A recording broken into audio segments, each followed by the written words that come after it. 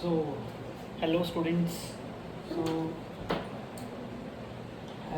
in this course, we are going to discuss about mechanics as well as classical mechanics. अभी तक आप सब लोग इस बात को जानते होंगे कि हाँ भाई क्लासिकल मैकेनिक्स किसको कहते हैं, मैकेनिक्स किसको कहते हैं. बट आज से हम अपना मैकेनिक्स और क्लासिकल मैकेनिक्स दोनों से डील करने का नज़रिया चेंज करेंगे. ठीक है, तो let's go for it. And this is very interesting topic actually. There are a number of facts as well as mysteries of mechanics as well as classical mechanics which we unbox today. Not today, it is a series of 70 to 80 lectures. तो हम 70 और 80 lectures में पूरा का पूरा mechanics और classical mechanics को cover करने की कोशिश करेंगे. So let's go for it. हम वन बाय वन इसको अनबॉक्स करेंगे और ये CSI और नेट फिज़िक्स के लिए सबसे इम्पोर्टेंट है. बाकी भी एग्ज़ाम्स होते हैं जैसे अपना IIT जैम हो गया. फिर हाँ, इन एग्ज़ाम्स के लिए हमारा मैकेनिक्स एंड क्लासिकल मैकेनिक्स बहुत इंपॉर्टेंट है. बेसिकली ये CSI और नेट फिज़िक्स में maximum to maximum 35 to 40 marks, 38 to 40, but actually we can say 35 to 40 marks इतना कवर करता है ये वाला हिस्सा हमारा मैकेनिक्स एंड क्लासिकल मैकेनिक्स का. सो वन बाय वन हम इसको पढ़ते हैं और आज हम सिर्फ इंट्रोडक्शन क्लास रखेंगे और इस इंट्रोडक्शन क्लास में हम देखेंगे कि हाँ भाई हम मैकेनिक्स एंड क्लासिकल मैकेनिक्स को कैसे अलग अलग सीरीज़ में अलग अलग लेक्चर्स में डिवाइड कर सकते हैं. और आज मैं आपको एक ओवरव्यू दूंगा, यानी कि इंडेक्स क्रिएट करेंगे हम लोग यहाँ पे कि हाँ भाई हम इस पूरी सीरीज़ में क्या क्या पढ़ेंगे और कैसे कैसे पढ़ेंगे. तो आज हम बात करेंगे सबसे पहले मैकेनिक्स एंड क्लासिकल मैकेनिक्स की. तो सबसे पहले हम बात करते हैं मैकेनिक्स की. सो मैकेनिक्स में हम सबसे पहली बात तो ये मैकेनिक्स किसके अराउंड घूमती है वो हमको पता है, और वो क्या होता है, न्यूटन्स लॉ. सो हमें ये बात पता है कि जो हमारी मैकेनिक्स होती है it will revolve around Newton's law.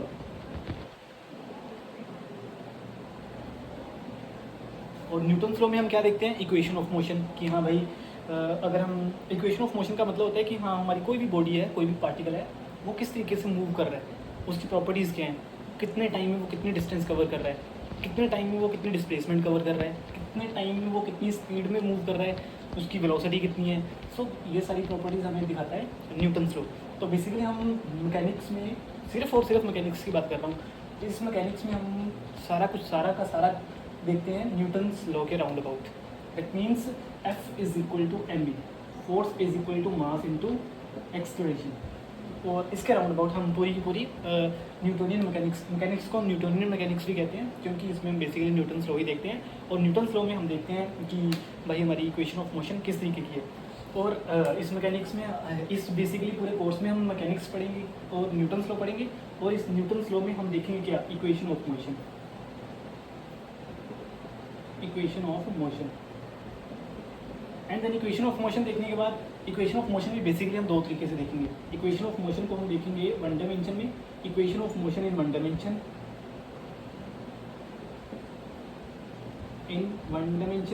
Then उसके बाद देखेंगे equation of motion that means Newton's law, है ना. Basically equation of motion that means Newton's law.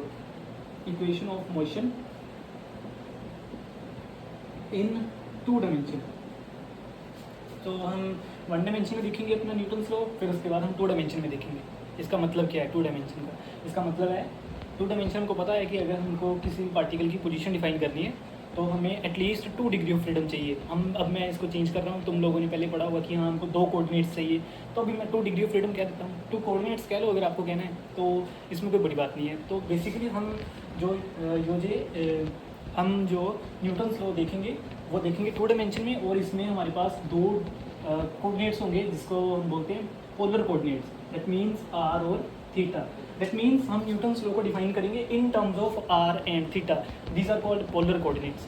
तो हम न्यूटन्स लॉ को वन डायमेंशन में भी देखेंगे और 2 डायमेंशन में भी देखेंगे. और 2 डायमेंशन में पर्टिकुलरली हम देखेंगे सेंट्रल फोर्स प्रॉब्लम. 2 डायमेंशन में हम क्या देखेंगे, मतलब कि न्यूटन्स लॉ की एप्लीकेशन आ गई 2 डायमेंशन में. इसमें हम पर्टिकुलरली देखेंगे central force problem, central force problem. और हम सेंट्रल फोर्स प्रॉब्लम बेसिकली जब आएगी तब इसके बारे में डीपली स्टडी करेंगे. इस सेंट्रल फोर्स प्रॉब्लम के ऊपर भी पर्टिकुलरली 7 to 8 लेक्चर्स बन जाएंगे. तो काफ़ी अच्छा टॉपिक है और पेपर में आता है. इसके पिछले 2-3 सालों से ट्रेंड यही है कि हाँ इससे क्वेश्चन आते हैं.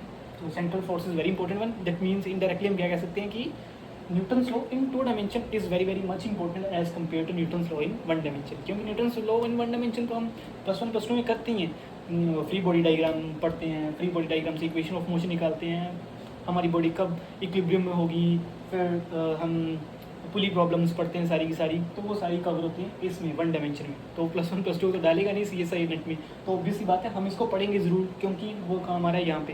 तो न्यूटन्स लॉ इन 2 डायमेंशन में काम आएगा, अदरवाइज़ ये इतना पढ़ने की ज़रूरत नहीं है। अगर आपको आता है पहले सो डोंट वरी, इसको इतना करने की ज़रूरत नहीं है, बट बेसिक कंसेप्ट सबसे पहले होते हैं कि हाँ बेसिक कंसेप्ट सारे क्लियर होने चाहिए। सो उसके बाद हम न्यूटन्स लॉ इन 2 डायमेंशन पढ़ेंगे, जिसमें हम सेंट्रल फोर्स प्रॉब्लम पढ़ेंगे, और ये सेंट्रल फोर्स प्रॉब्लम फंक्शन होगा किसका, इसमें फोर्स किसका फंक्शन होगा, R एंड थीटा का। This is very important. So अभी क्वेश्चन इसका ये मैकेनिक्स का पार्ट है, ठीक है सारा, बट अभी क्वेश्चन राइज ये होता है, is mechanics is enough to deal and to solve each and every problem? क्या मैकेनिक्स इनफ है हमारे लिए कि हम हर एक प्रॉब्लम को मैकेनिक्स के नज़रिए से सॉल्व कर सकें? तो आंसर होता है इसका नो। हम मैकेनिक्स के नज़रिए से हर एक प्रॉब्लम को सॉल्व नहीं कर सकते। तो हमको अगर मैकेनिक्स के साथ डील कर रहे हैं तो हम सिर्फ और सिर्फ जो सिंपल प्रॉब्लम्स होती हैं, सिंपल प्रॉब्लम्स होती हैं, उनको सिर्फ और सिर्फ हम मैकेनिक्स में डील कर सकते हैं। जो कॉम्प्लेक्स प्रॉब्लम्स होती हैं, यानी इसका मतलब कॉम्प्लेक्स प्रॉब्लम्स का मतलब है जिनमें कैलकुलेशन वर्क ज़्यादा होता है, तो उनके लिए हमको फिर एक नई ब्रांच की ज़रूरत पड़ती है कि हाँ भाई कैलकुलेशंस इतनी इजी नहीं होती है यहाँ पे। जो हमारी जो अगर प्रॉब्लम्स हमारी कॉम्प्लेक्स हो गई तो फिर हम सिंपल मैथमेटिक्स से प्लस माइनस से नहीं कर सकते। So we have to look forward for next perspective of calculations. So for that we will move towards the classical mechanics.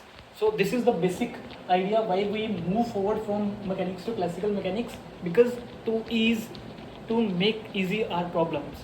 तो अपनी प्रॉब्लम्स को ईजी तरीके से देखने के लिए, उनको सोल्व करने के लिए हमें मैकेनिक्स से क्लासिकल मैकेनिक्स की तरफ जाना पड़ा। दैट मीन्स मैकेनिक्स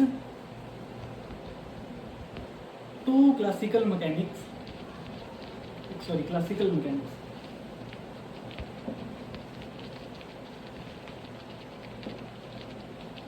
तो मैकेनिक्स से क्लासिकल मैकेनिक्स जाने के लिए हमें क्या करना पड़ा, क्योंकि हम यहाँ पे कैलकुलेशंस की वजह से, that's all because of calculations, to ease in calculations and to easily adept the problem, that's why we are moving towards the classical mechanics. So classical mechanics में हमने क्या किया, पहले था हमारा न्यूटन्स लॉ, इसके इर्द गिर्द पूरी मैकेनिक्स घूमती थी। सो अभी हम जो हमारा क्लासिकल मैकेनिक्स है इसमें आ जाता है हमारा, क्लासिकल मैकेनिक्स में सबसे पहले आ जाता है लैग्रैन्जियन फॉर्म्यूलेशन।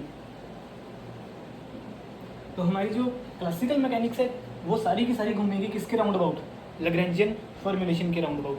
क्या होता है लैग्रैन्जियन, क्यों होता है? अगर आपने एमएससी करी है तो आपको अच्छे से पता होगा, अगर नहीं करी है तो हम इस क्लासिकल मैकेनिक्स वाले वीडियो लेक्चर्स में देखेंगे अच्छे से कि हाँ लैग्रैन्जियन क्या होता है, and which is very important, this is very important. अगर आपको लैग्रैन्जियन आता है so you can easily deal with classical mechanics. If आपको लैग्रैन्जियन नहीं आता है तो हम लोग क्लासिकल मैकेनिक्स के साथ डील नहीं कर सकते। So we have to focus Lagrangian formulation firstly, then we will move forward from Lagrangian to Hamiltonian formulation.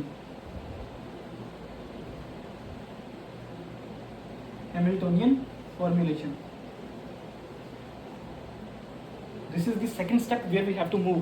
So this is the Hamiltonian formulation. Hamiltonian formulation basically हम Lagrangian formulation से ही निकालते हैं। तो अगर हमें Lagrangian formulation आएगा तभी हम Hamiltonian formulation की तरफ मूव कर सकेंगे। अगर Lagrangian formulation नहीं आता so we cannot understand Hamiltonian formulation. So these two are very important topics, very important because these are the building blocks of classical mechanics. So उससे पहले हमें ये आना चाहिए तभी हमको ये आएगा, ठीक। Next is canonical transformation.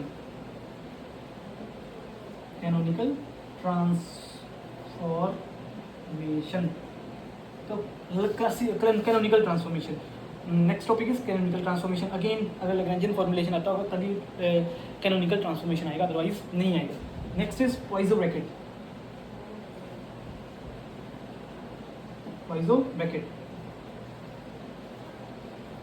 This is again very important, Poisson bracket वो जब हम देखेंगे तब इसके ऊपर डिस्कस करेंगे, एटलीस्ट 2 और 3 lectures will cover this topic, so it is Poisson bracket. Next is generating function.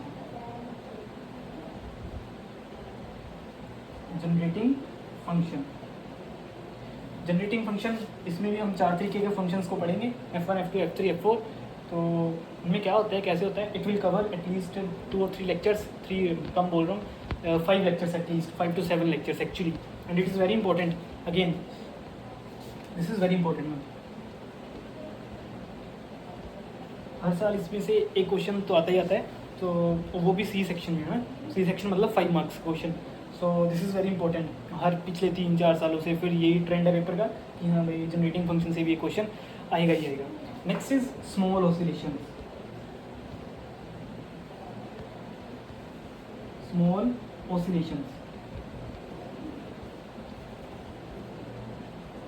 Oscillations. This is again very important.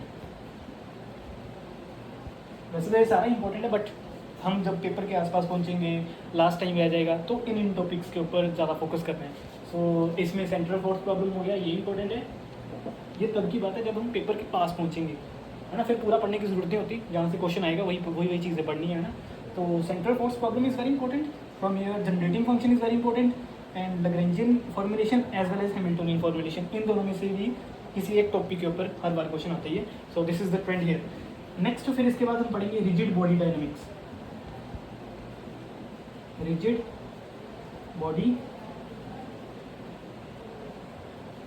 Body dynamics, ठीक. फिर उसके बाद हम पढ़ेंगे rotational dynamics.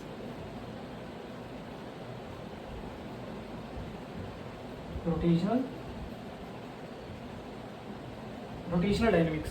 So this is the syllabus for classical mechanics as well as mechanics for CSIR net examination. So these are some very famous as well as very important topics. एक और topic जहाँ पे हम skip कर गए हैं शुरू में, न्यूटन्स लॉ तो चलो हमें पढ़ना ही है मैकेनिक्स में, बट यहाँ पे हम लोग पढ़ेंगे सबसे पहले जो हम स्टार्ट करेंगे अपना कोर्स, वो है phase diagram. This is again very important. हर बार 5 नंबर के मार्क्स में क्वेश्चन यहाँ से आएगा ही आएगा. So this is very important. तो यहाँ से हम शुरू करेंगे. तो this is phase diagram. This is the whole introduction, कुछ छूटा ना हो बीच में से. So these are complex problems. तो that's it. So this is the syllabus of mechanics as well as classical mechanics. So यहाँ से हम मूव फॉरवर्ड करेंगे नेक्स्ट कि हाँ भाई इन सब चीज़ों के बारे में हम कैसे पढ़ेंगे. तो आज से हम शुरू करते हैं. बेसिकली आज हमारी इंट्रोडक्शन क्लास है. तो